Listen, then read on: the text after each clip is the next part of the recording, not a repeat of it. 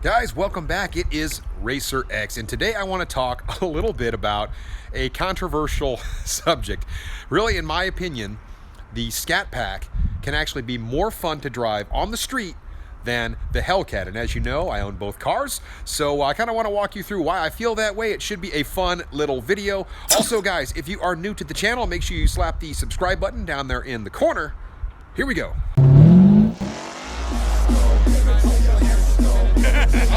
We got the 1,000 horsepower Hellcat.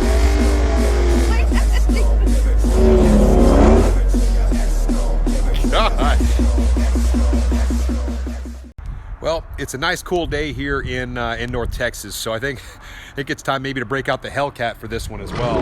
Maybe give her a little remote start action. My neighbors, they love this.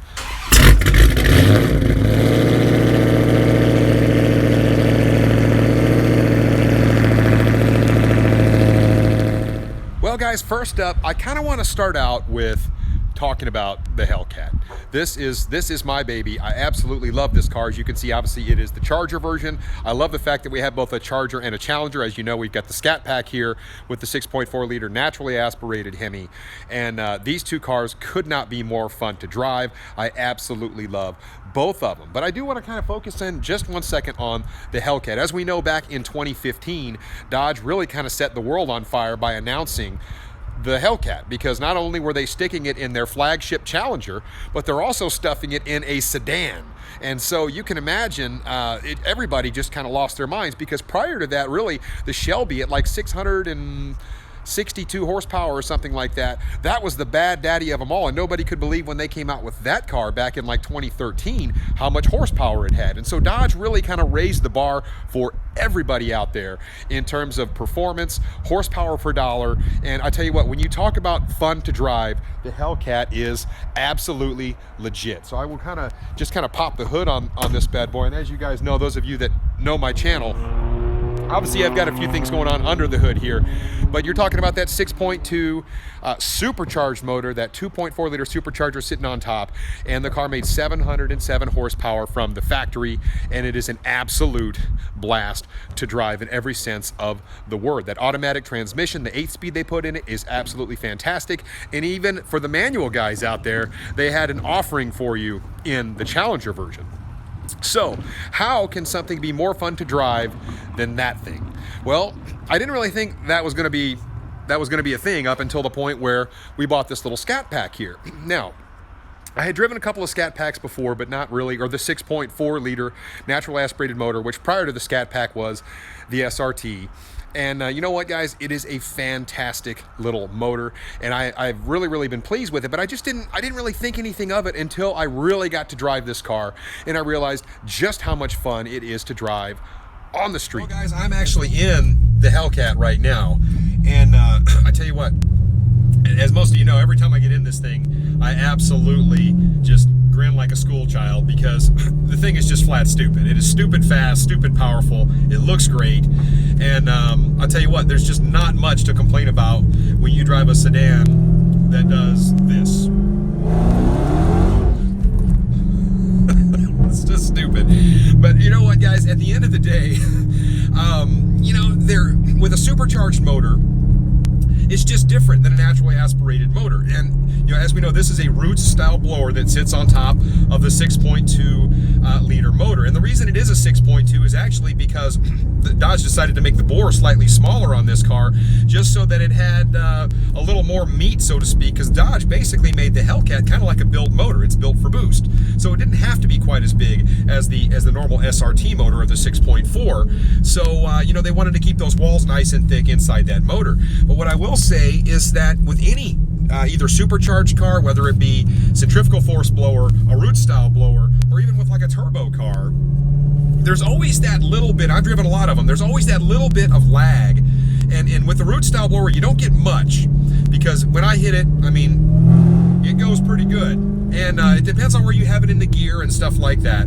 But at the end of the day, I mean, it's not quite like driving a well-sorted natural aspirated motor. With a naturally aspirated car, I mean, the millisecond that you're hitting the gas, you're getting that instant gratification, that little hard snap. And even though the Hellcat just pours gobs of power on, and you guys know my car is modified, and the car makes a lot of power, there's just a slight amount of little kind of lag right before it just nails you with power, and you just don't get that with the Scat Pack. It's just kind of crazy how that works. The car that makes this.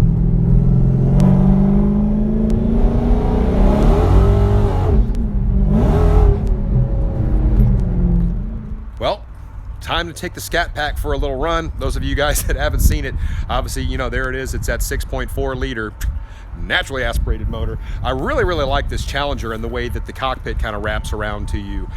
It's just a completely different feel than the Charger, but it is it is a pretty neat car to drive. So let's get to it. So I am now aboard the 2019 Scat Pack Challenger with the shaker package on it. And guys, I love driving this car. It is so much fun to drive.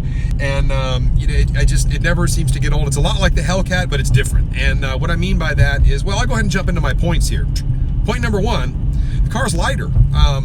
Whether you're driving the Challenger or the Charger, the Hellcat is about 200 pounds heavier in both versions. That's about what it is. And even though these cars are not light by any stretch of the imagination, you do feel that it's a little bit lighter car. When you're driving it, you can actually feel it a little bit. And especially when it comes to the responsiveness of the car, being naturally aspirated, there's just no lag at all when you go to punch it. I drive this car around in track mode, believe it or not, just because I love the way that it feels when you go to accelerate. And as I go to lean into this, I'm actually going to downshift a little bit. Here we are at 3,500 RPM, and when I punch it, it's just instant. It's just bam, it's gone. And it just makes the car so much fun to drive. It just feels so sporty and so willing. And you know what? It makes a big difference when you're driving the thing. So really kind of the next thing I want to bring up is, well, we talked about it a little bit before, is that this motor is actually a 6.4 liter versus a 6.2. And that also helps kind of with the responsiveness of the car. Yeah, it doesn't have a big supercharger sitting on top of the motor just jamming air down into it, but you don't have to wait for the power. And that nice big 6.4 liter motor is just breathing under there. Dodge did a really good job with the intakes on this car in terms of just how it sucks the air in. I feel like it's pretty efficient from the factory, really, and that's why you don't gain much with air intakes and stuff like that on these cars. And you know what? I mean, it's just a really punchy motor. The Hemi motor is very punchy, especially in the 6.4 liter. And it's like when you ask the guys in the RTs to go drive the 6.4, first thing they tell you is, man, like there's a big difference in torque in this. And that's really where I'm getting at is yeah, the Hellcat obviously makes more torque, but it's that instant torque, that instant gratification, that little snappiness that this motor has that just makes it so much fun to drive on the street. Another reason that the Scat Pack is so much fun to drive on the street is, from the factory, the Scat Pack comes with 309 gearing. Well, a Hellcat comes with 262 gearing. I think they just now added the option from the factory to get 309. And as you know, my car, my Hellcat, I went ahead and put a 309 diff in there because it just livens up the car. And you know, obviously the Hellcat has long legs from the factory. That thing does over 200 miles an hour with the 262 gears in it. So while the Scat Pack doesn't have quite the top speed of the Hellcat, it does have a lot of punch down low, and that's where this car really does shine. And I'm cruising around on a back road just having some fun, and boy, I can really get down on this little on this 6.4. Just listen to it, and it just goes, man. The car is just no nonsense.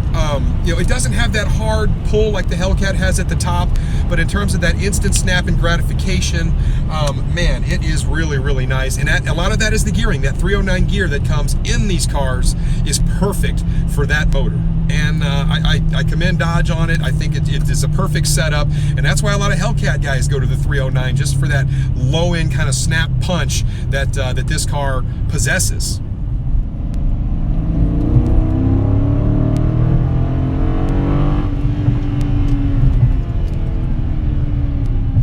And lastly, you know, the big reason that the Scat Pack, I think, is just so much fun to drive on the street compared to the Hellcat is that the power that the thing makes, not only is it kind of snappy power, but it's reliable power. And what I mean by that is that it puts the power down fairly well. Now, I want to caveat this.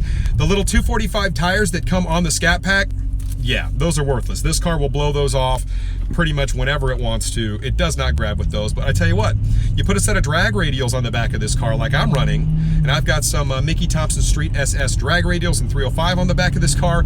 It is an absolute perfect setup. The car is very, very planted, and the car does not want to spin at all. Every ounce of power feels like it gets to the ground really nice, and it uses it effectively. Whereas in the Hellcat, it's a completely different story because the power comes on just in gobs. I mean, it's like it just kind of comes on and then it just downshifts in hard power, and then usually it results in the tires just going AWOL, right?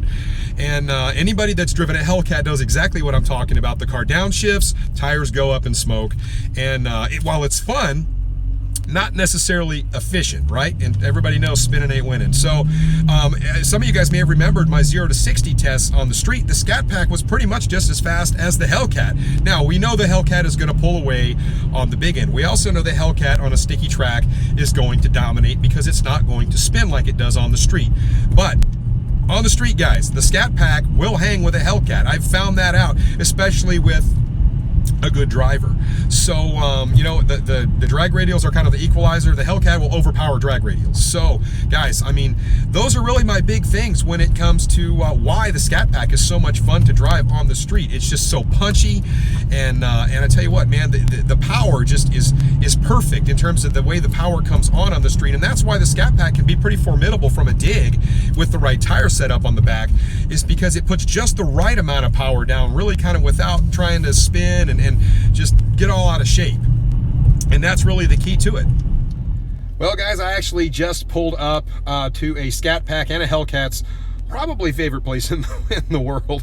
It's a gas station. So anyway, hopefully you guys enjoyed the little the little video. I want to just sort of point out why I thought maybe the Scatpack was actually perhaps slightly more fun to drive on the street even than the Bad Daddy Hellcat.